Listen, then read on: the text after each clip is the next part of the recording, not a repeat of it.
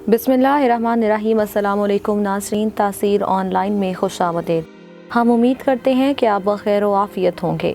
नाज़रीन, आज की इस वीडियो में हम बात करेंगे दौरे जाहिल के नामवर शायर और गैर मामूली शुजाअत और सखावत की वजह से मशहूर शख्स जिसका नाम हातिम ताई इब्ने अब्दुल्ला बिन साद अल-ताई था, जिनको हातिम ताई के नाम से जाना जाता है। नाज़रीन, हातिम ताई के वालिद उनके बचपन में ही फौत हो गए थे और उनकी माँ ने उनकी परवरिश की, जो कि एक दौलतमंद खातून थीं और नहायत फयाज थीं। अपनी तमाम मलकियती चीज़ सखावत कर दिया करती थीं और हातिम ताई भी बचपन ही से अपनी वालदा की तरह सखी थे। वो अपना खाना बाहर लेकर जाते और अगर कोई मिल जाता तो उसके साथ बैठकर खाना खाते।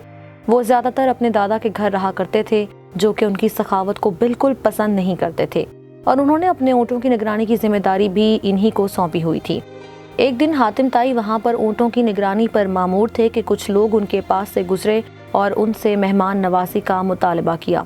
उन्होंने हर एक के लिए एक एक ऊँट ज़िबा किया, हालांकि वो उन्हें जानते भी नहीं थे, मगर फिर भी सारे ऊँट उनमें तकसीम कर दिए। तकरीबन 300 ऊँटों को ज़िबा करके तकसीम कर दिया और खुशी खुशी घर आ गए। जब वो घर आए तो उन्होंने अपने दादा को इस बात की मुबारकबाद दी और कहने लगे, मैंने दाइमी इज्जत व मुजद्दद का हार आपके गले में डाल दिया है। ये कहने के बाद उन्होंने सारा किस्सा अपने दादा को सुनाया। दादा ये मामला सुनकर आग बगोला हो गए और कहा, अब तू मेरे साथ नहीं रह सकता। हातिम ताई ने कहा कि मुझे इसकी परवाह नहीं और उन्होंने अपने दादा के सामने ये अशार कहे, मैं तंग दस्ती और नादारी में लोगों से इज्तनाब करता हूँ और मालदारी की हालत में उनके साथ मिलजुल कर चलता हूँ। इस वाक़े के बाद हातिम ताई के दादा ने उनसे मुकम्मल तौर पर अलहदगी इख्तियार कर ली। इब्ने अराब के मुताबिक हातिम हर मैदान में कामयाब होते थे। जब जंग करते तो वो गालिब आ जाते, जब वो मुकाबला करते तो सबकत ले जाते, जब वो खेल खेलते तो जीत जाते। माह रजब का चांद नजर आता तो हातिम हर रोज 10 ऊँट ज़िबा करते और लोगों को खाना खिलाते। लोग उनके पास जमा हो जाते। जमाना जालियत में खानदान मिज़र रजब के महीने को बहुत इज्जत और एहतराम की निगाह से देखता था। नाज़रीन, हातिम ताई की शादी यमन के बादशाह की बेटी मुआविया बिनते अफराद से हुई।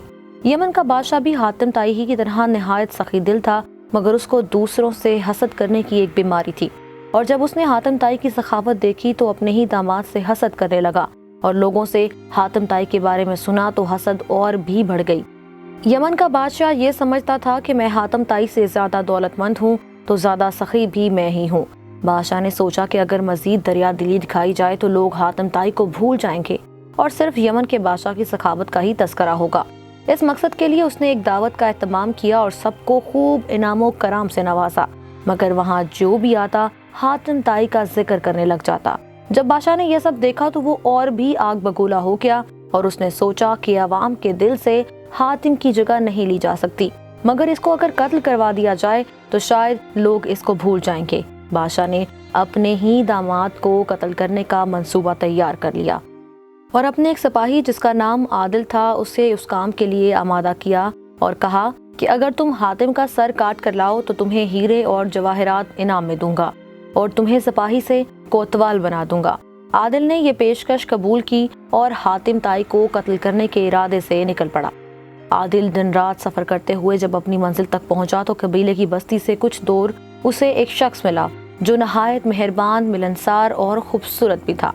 उस आदमी ने आदिल से शाइस्ता लहजे में पूछा कि आप कौन हैं और कहाँ जा रहे हैं। आदिल ने कहा, मैं एक मुसाफिर हूँ, यमन से आया हूँ, एक रात बस्ती में गुजार कर यहाँ से वापस चला जाऊंगा। तो उस खूबसूरत नौजवान ने उसे कहा कि आप हमारे यहाँ ही रात रुक जाएं। इस दावत को आदिल ने खुशी खुशी कबूल कर लिया। इसके बाद उस आदमी ने आदिल की मेहमान नवाजी की, खाना पेश किया और सोने के लिए बेहतरीन बिस्तर दिया। आदिल उसकी मेहमान नवाजी से बहुत मुतासिर हुआ। सुबह जब आदिल ने जाना चाहा तो नौजवान ने उससे पूछा कि तुम यहाँ क्या करने आए थे। आदिल उस नौजवान की मेहमान नवाजी से बहुत खुश था, सो उसने सारा किस्सा उस नौजवान को कह सुनाया। उसने बादशाह से अपने ही दामाद से हसद की वजह से कत्ल करने के तमाम मंसूबे के बारे में बता दिया। ये सुनकर उस नौजवान ने अपनी तलवार आदिल को दी और अपनी गर्दन उसके आगे झुका दी।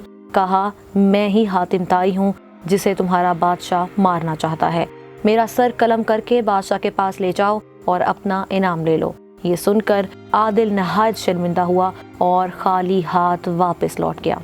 عادل جب بادشاہ کے پاس پہنچا تو اسے بھی ساری کہانی بتا دی تو بادشاہ بے اختیار بول پڑا، مجھ میں اور حاتم میں بہت فرق ہے، میں حاتم تائی کے جوتے کی خاک کے برابر بھی نہیں۔